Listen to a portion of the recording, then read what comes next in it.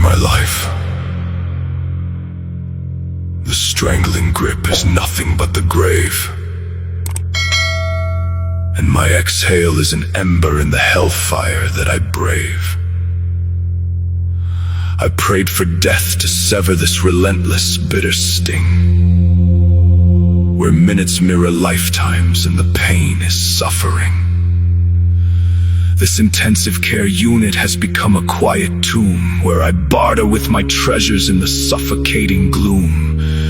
A month locked in the ward where the sick and silent weep, embracing tangled wires,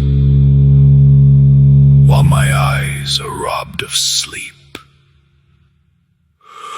I became a fragile sparrow in a cauldron boiling red, with the fever in my marrow and an inferno in my bed. My air becomes as narrow as a needle's tiny eye, and the heaving of my chest is but an agonizing cry, while they grant a single fraction of a liter to the weak. 45 are forced inside me as my shattered lungs will squeak. I was drowning in the water of my own restricted breath, with 5 fragments of my spirit holding the line against death, like I'm wrestling 1,000 barren winds inside the dark, driven by a ruthless engine that is tearing at my spark. They brought a roaring monster, breathing tempests in my space, without a drop of mercy, shackling the mask upon my face.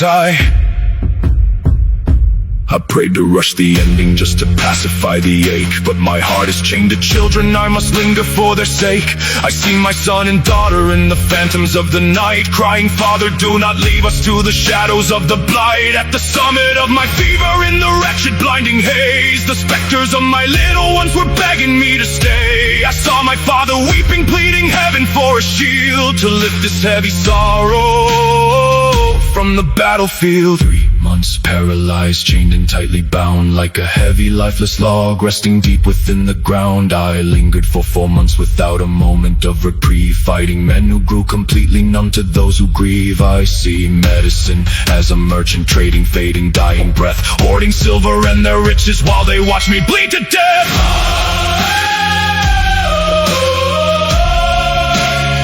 While they watch me bleed to death.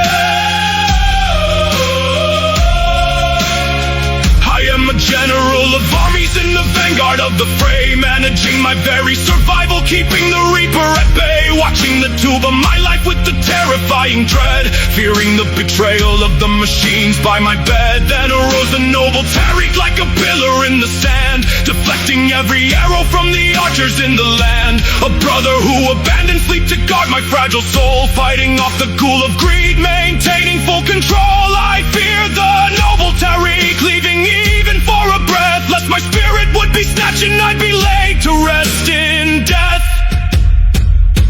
And now off was sudden rain pouring from a foreign sky, translating my afflictions with the roaring battle cry. Now off of Levantine roots and noble righteous deeds, in the land of exile, driving out the agony that bleeds, forgotten by the friends I lived around for 20 years. Yet the brother of my present day supports me through the tears. He refused the tainted money, shouting chivalrous and brave, reminding them the son of Adam is a master, not a slave. So I drew a sharpened sword of encrypted ciphered wealth to fend off a rebel tyrant who was trading on my health. I pray upon my back, with my vision bowing down, reciting verses of the book as my consciousness would drown. The world slips from my grasp in a single fleeting bow, when I wake up unaware of how many times I prostrate. Now I return to what I missed, with my mind completely lost, from the poison in the cures and the heavy breathing cost. I say, as the fire of sickness scorches through my fragile frame, if this earthly suffering will eventually be tamed, then how severe is the Creator's fire in the blazing grave? Save us, oh my Maker,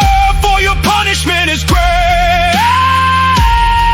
Oh, how I wish that humanity would truly seize its time, pleasing the most merciful before the ending of the chime.